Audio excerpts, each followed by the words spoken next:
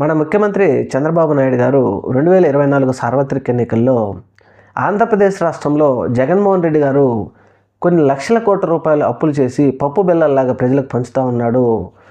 అయితే మేము అధికారంలోకి వస్తే మేము జగన్మోహన్ రెడ్డి గారిని మించి సంక్షేమ పథకాలు ఇస్తాము, కానీ మేము అప్పు చేయకుండా సంపద సృష్టించి ఆమెను పంచుతామని చెప్పేసి చంద్రబాబు నాయుడు గారు చెప్పడం జరిగింది.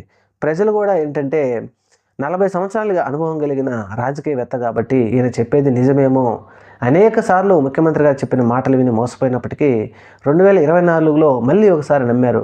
నిజమేనే, చంద్రబాబు నాయుడు గారు ఏమన్నా సంపద సృష్టించి రాష్ట్రాన్ని ఆదుకుంటారేమో, రాజధానిలోని రాష్ట్రంగా చాలామంది ఆశపడ్డారు ప్రజలు కూడా. అయితే చంద్రబాబు నాయుడు గారు అధికారం వచ్చినెంబటే ముఖ్యమంత్రి పీఠం గద్దెనెక్కిన తరువాయి ఈ రోజుటికి మొత్తంగా 70,000 కోట్ల రూపాయలు అప్పులు చేస్తూనే ఉన్నారు. ఇక సంపద సృష్టి అంటే దీని గురించి మనం ఎంత తక్కువ మాట్లాడుకుంటే అంత మంచిదే. ఈరోజు శాసనసభలో మన ముఖ్యమంత్రి గారు మాట్లాడుతూ నా చేతిలో ఏమైనా మంత్రదండం ఉందా అంటూ మాట్లాడుతూ ఇంకొక కొత్త విషయాన్ని కూడా తీసుకొచ్చాడు. ఆంధ్రప్రదేశ్ రాష్ట్రంలో అంతర్భాగంగా ఉన్నటువంటి రాష్ట్ర రోడ్డు రవాణా సంస్థకి టోల్ ప్లాజాలు ఏర్పాటు చేయాలి. ఇది కన్సల్టెన్సీ వాళ్ళకి ఇచ్చేసి కాంట్రాక్ట్ బేస్లో వారి ద్వారా వచ్చిన డబ్బుల ద్వారా రోడ్డు రవాణాను అభివృద్ధి చేయాలి, రాష్ట్ర అంతర్భాగ రోడ్లను అభివృద్ధి చేయాలి అని చెప్పేసి ఒక నిర్ణయం తీసుకుంటున్నామని చెప్పారు. అయితే ఇక్కడ చంద్రబాబు నాయుడు చెబుతున్నట్టు ఆంధ్రప్రదేశ్ రాష్ట్ర అంతర్భాగంలో రోడ్లు వేయడానికి ప్రభుత్వం దగ్గర మరి డబ్బులు లేవు అంటే నిజంగా ఇది హాస్యాస్పదమని చెప్పాలి.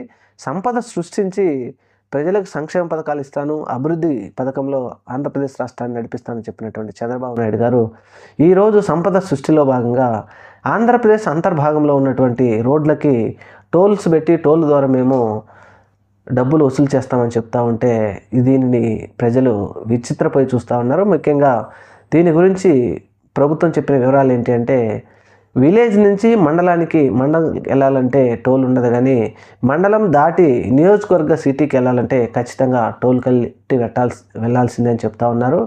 అయితే ఇది కాంట్రాక్ట్ బేస్ ద్వారా ప్రైవేటు సంస్థలకు అప్పచెప్తే వాళ్ళు మాత్రం ఖచ్చితంగా ముక్కుపిండి వసూలు చేస్తారు.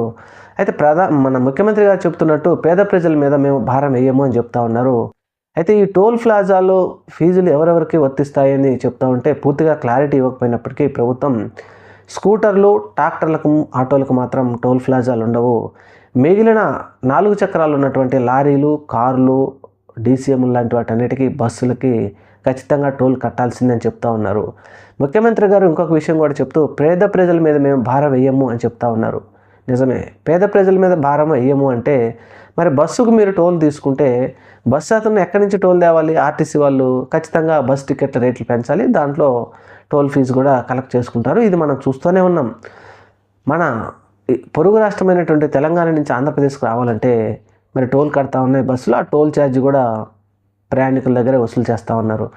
మరి ఇటువంటి నిర్ణయాలు తీసుకుంటున్న మన చంద్రబాబు నాయుడు గారు ఆంధ్రప్రదేశ్ రాష్ట్రంలో మొట్టమొదటి సంపదను సృష్టించి రాష్ట్ర ప్రజల నెత్తిన మరొక పిడుగు వేయబోతున్నారు. పూర్తి విధి విధానాలతో ప్రజల ముందుకు రాబోతా ఉంది. Thank you. మన ఛానల్ తప్పకుండా సబ్స్క్రైబ్ చేయండి. ధన్యవాదాలు.